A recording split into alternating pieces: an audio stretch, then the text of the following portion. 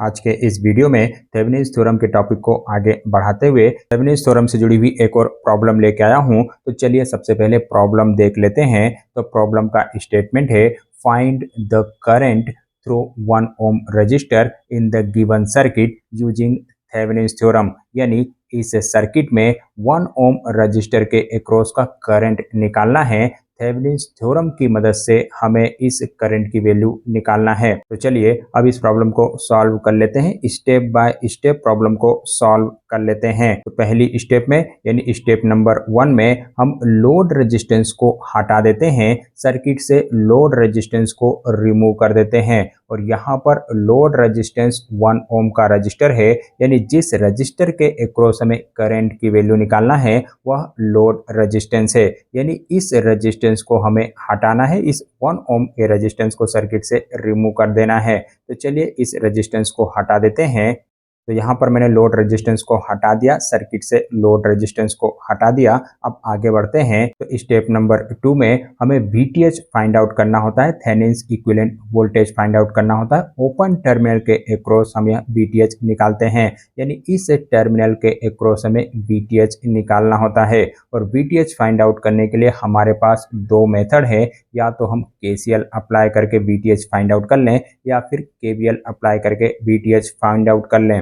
तो KVL apply करना यहाँ पर आसान रहेगा, तो मैं KVL की मदद से इस सर्किट को सॉल्व करूंगा और VTH की वैल्यू निकालूंगा। तो चलिए सर्किट में KVL अप्लाई करते हैं, मेश एनालिसिस अप्लाई करते हैं। और मेश एनालिसिस के लिए सबसे पहला काम हमें नंबर ऑफ मेश को काउंट करना होता है। तो यहाँ पर नंबर ऑफ मेश को काउंट कर लेते हैं। तो ये है मेश नंबर 1 और ये है मेश नंबर 2। तो इस सर्किट में दो मेश है। मेश एनालिसिस में अगली स्टेप करंट की डायरेक्शन और करंट का नाम एज्यूम करना होता है। तो मैंने लूप 1 के लिए करंट की डायरेक्शन डाउनवर्ड और करंट का नाम I1 एज्यूम किया है। वहीं मेश 2 के लिए भी मैंने करंट की डायरेक्शन डाउनवर्ड और नाम I2 एज्यूम किया है। चलिए अब इन दोनों मेश के लिए मेश इक्वेशन लिख लेते हैं। तो हम लिखेंगे अप्लाई KVL इन मेश 1। तो चलिए KVL अप्लाई कर लेते हैं। तो मेश 1 में आप देख सकते हो कि एक करंट सोर्स लगा हुआ है और इस सोर्स के करंट की डायरेक्शन भी सेम डायरेक्शन में है जिस डायरेक्शन में I1 करंट फ्लो हो रहा है। और आपको पता ही होगा कि KVL और मेश एनालिसिस हम करंट की वैल्यू निकालने के लिए अप्लाई करते हैं, यानी I1 और I2 की वैल्यू पता करने के लिए हम KVL अप्लाई करते हैं, मेश एनालिसिस करते हैं। और चूंकि इस लूप में पहले से ही करंट सोर्स लगा हुआ है, तो इस लूप में इस मेश में इस करंट सोर्स की वजह से करंट फ्लो होगा। यानी यहाँ पर हम लिख सकते हैं I1 = 2 एम्पियर, यानी इस लूप में 2 एम्पियर का करंट फ्लो होगा। और दोनों की डायरेक्शन सेम है, इसलिए यहाँ पर मैंने करंट को पॉजिटिव लिखा है। वहीं अगर करंट की डायरेक्शन अपोजिट होती तब मैं इसे माइनस साइन के साथ में लिखता। तो I1 की वैल्यू हमें पता चल चुकी है, इसलिए मेश 1 के लिए किसी भी तरह की KVL इक्वेशन लिखने की जरूरत नहीं है। चलिए आगे बढ़ते हैं और मेश 2 के लिए KVL इक्वेशन लिखते हैं। तो हम लिखेंगे +10 volt minus 10 I2 minus I1 minus 5 I2 = 0। चलिए अब इस इक्वेशन को सिंप्लीफाई कर लेते हैं। तो हम लिखेंगे 10 minus 10 I2 minus minus plus 10 I1 minus 5 I2 = 0। इस इक्वेशन को और सिंप्लीफाई कर लेते हैं। तो हम लिखेंगे 10 I1 माइनस 15 I2, ये I2 और ये I2 ऐड हो जाएगा तो माइनस 15 I2 होगा = 10। इस 10 को इक्वल टू के इस तरफ लेके आएंगे तो वह हो जाएगा -10। इसे मैं इक्वेशन नंबर 1 नाम दे देता हूँ। इस इक्वेशन में दो अननोन फैक्टर है, पहला I1 और दूसरा I2। और I1 की वैल्यू हमें पहले से पता है, तो चलिए सबसे पहले I1 की वैल्यू पुट कर लेते हैं। इक्वेशन 1 में I1 की वैल्यू पुट कर लेते हैं। तो हम लिखेंगे 10, I1 की जगह उसकी वैल्यू रख दी मैंने, यानी मल्टीप्लाइड बाय 2 माइनस 15 I2 = -10।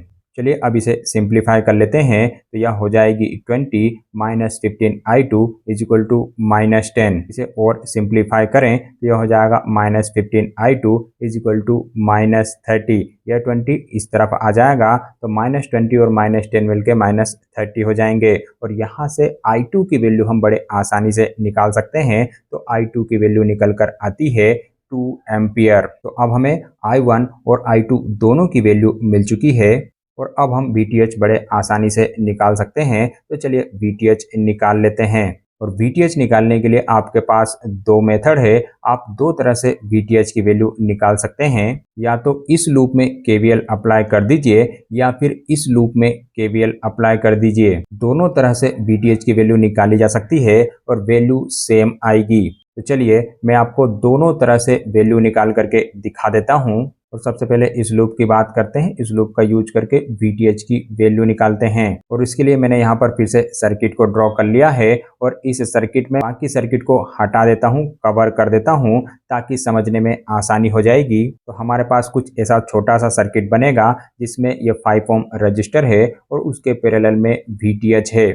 और चूंकि इस रजिस्टर से I2 करंट फ्लो हो रहा है और I2 की वैल्यू हमारे पास पहले से ही है, रजिस्टर की वैल्यू भी हमारे पास पहले से ही है, यानी हम भी बड़े आसानी से निकाल सकते हैं। यानी हम ऐसा मान सकते हैं कि यह रजिस्टेंस एक वोल्टेज सोर्स की तरह एक्ट करेगा और वोल्टेज सोर्स में वैल्यू और डायरेक्शन होती है।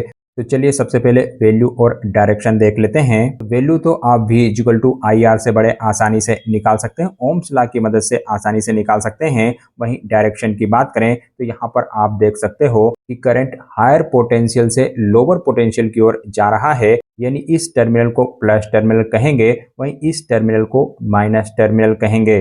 यानी यह टर्मिनल पॉजिटिव है और यह टर्मिनल निगेटिव है। चलिए VTH के साइन को भी एज्यूम कर लेते हैं। तो मैंने ऊपर साइड में प्लस और नीचे साइड में माइनस एज्यूम किया है। आप चाहें तो इसका अपोजिट भी एज्यूम कर सकते हैं। हमारे पास इस लूप में वोल्टेज भी मिल चुका है और वोल्टेज की प्लस माइनस डायरेक्शन भी मिल चुकी है। तो चलिए अब KVL अप्लाई कर लेते हैं। तो KVL इक्वेशन बनेगी माइनस VTH क्योंकि करंट माइनस डायरेक्शन से निकल रहा है, प्लस 5I2 क्योंकि करंट इस बार प्लस डायरेक्शन से निकल रहा है।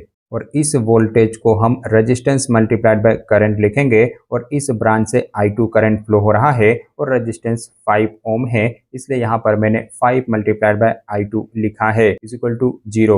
चलिए I2 की वैल्यू पुट कर देते हैं और I2 की वैल्यू है 2, तो इसे मैं लिख सकता हूँ 5 multiplied by 2 is equal to VTH। इस माइनस VTH को मैं इक्वल टू के इस तरफ लेके आ गया तो वो हो गया VTH। इसे सिंप्लीफाई करें तो यह हो जाता है VTH is equal to 10 volt. तो इस लूप में पहले लूप में हम VTH की वैल्यू हमारे पास आ चुकी है। चलिए अब दूसरे लूप की बात कर लेते हैं। दूसरे लूप से भी देख लेते हैं कि क्या इस लूप से भी VTH की वैल्यू सेम आती है। तो इसके लिए सर्किट को एक बार फिर से ड्रॉ करते हैं और इस सर्किट में अब अनयूज ब्रांच को मैं हटा देता हूं, अनयूज ब्रांच को मैं कवर कर देता हूं।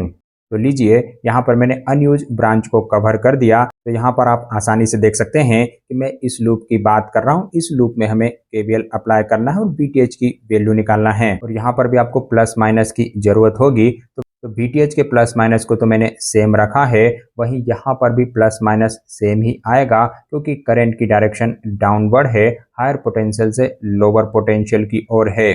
चलिए अब इस लूप में KVL अप्लाई कर लेते हैं। तो इक्वेशन बनेगी minus VTH plus 10 minus 10 I1 minus I2 is equal to 0। यहाँ पर मैंने प्लस I1 माइनस I2 लिखा हुआ है क्योंकि मैं इसे वोल्टेज सोर्स की तरह कंसीडर कर रहा हूँ, रेजिस्टेंस की तरह कंसीडर नहीं कर रहा, और इसी वजह से यहाँ पर मैंने प्लस साइन यूज किया है। चलिए अब इसे सिंप्लीफाई कर लेते हैं, यानी I1 और I2 की वैल्यू पुट कर लेते हैं। तो I1 और I2 की वैल्यू सेम है, तो इक्वेशन कुछ इस तरीके से बनेगी minus VTH plus 10 2 minus 2 is equal to 0। और 2 माइनस 2 0 होता है और इस 0 को जब इस 10 से आप मल्टीप्लाई करेंगे तो ये पूरी की पूरी टर्म 0 हो जाएगी। तो इक्वेशन कुछ इस तरीके से बनेगी minus VTH plus 10 is equal to 0। और इस माइनस VTH को 0 के इस तरफ लेके आएंगे तो फाइनल इक्वेशन हमारी बनेगी VTH is equal to 10 volt.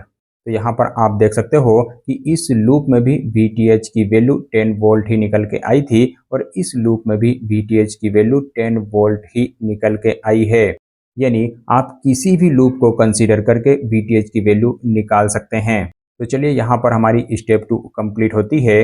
अब आगे बढ़ते हैं और स्टेप 3 की बात करते हैं। स्टेप 3 में हमें RTH निकालना होता है, थेनिन इक्विवेलेंट रेजिस्टेंस निकालना होता है।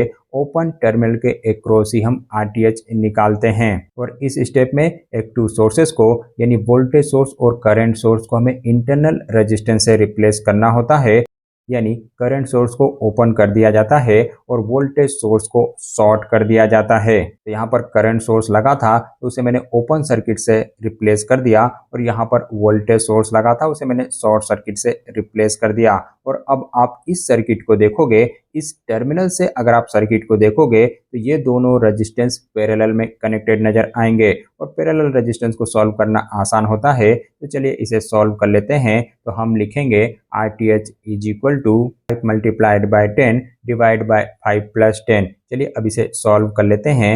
तो इसे हम लिखेंगे 50 डिवाइड बाई 15 और इसे हम सॉल्व करेंगे तो वैल्यू निकल के आती है 3.33 ओम, यानी RTH की वैल्यू है 3.33 ओम। और यहाँ पर हमारी स्टेप नंबर 3 कंप्लीट होती है। चलिए आगे बढ़ते हैं, स्टेप नंबर 4 की बात करते हैं और स्टेप नंबर 4 में हमें इक्विवेलेंट सर्किट ड्रॉ करना होता है। चलिए इक्विवेलेंट सर्किट ड्रॉ कर लेते हैं और इक्विवेलेंट सर्किट में एक वोल्टेज सोर्स होता है, उसके सीरीज में रेजिस्टेंस होता है, थेनिन इक्विवेलेंट रेजिस्टेंस लगा होता है और इन दोनों के साथ में लोड रेजिस्टेंस कनेक्ट होता है। वह लोड रेजिस्टेंस जो कि हमने सर्किट में सबसे पहले रिमूव कर दिया था, उस लोड रेजिस्टेंस को हमें कनेक्ट करना होता है। तो यहाँ पर मैंने सर्किट ड्रॉ कर लिया है और वैल्यू भी पुट अप कर दी है। यह थेनिन इक्विवेलेंट वोल्टेज है और यह थेनिन इक्विवेलेंट रेजिस्टेंस है और यह लोड रेजिस्टेंस है। अब देख लेते हैं कि क्वेश्चन में क्या पूछा गया है। तो क्वेश्चन में पूछा गया है कि 1 ओम रजिस्टर के अक्रॉस का करंट हमें निकालना है, यानी इस ब्रांच से फ्लो होने वाले करंट की वैल्यू हमें निकालना है। तो अब इस सर्किट से करंट की वैल्यू निकालना काफ़ी आसान है। इस सर्किट में आप केवीएल अप्लाई कर दीजिए, किरचॉफ वोल्टेज लॉ अप्लाई कर दीजिए, तो आपको करंट की वैल्यू बड़े आसानी से मिल जाएगी। और केवीएल अप्लाई करने के लिए सबसे पहले करंट की डायरेक्शन और करंट का नाम एज्यूम करना होता है। तो मैंने यहाँ करंट का नाम I और करंट की डायरेक्शन डाउनवर्ड एज्यूम कर ली है। तो इसमें केवीएल की इक्वेशन बनेगी 10 minus 3.33 I minus 1 I is equal to 0।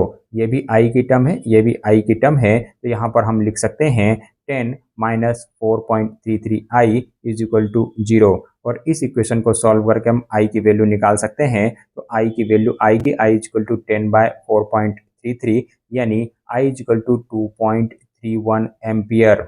और यही हमसे क्वेश्चन में पूछा गया था कि 1 ओम रजिस्टर के क्रॉस के करंट की वैल्यू निकालना है। तो करंट की वैल्यू निकल के आई 2.31 एम्पियर। यहाँ पर हमारी प्रॉब्लम सॉल्व हो चुकी है। क्वेश्चन में जो पूछा गया था वो हमने निकाल लिया है। चलिए आज के वीडियो में इतना ही, मिलते हैं अगले वीडियो में एक नई प्रॉब्लम के साथ में। तब तक जय हिंद, जय भारत।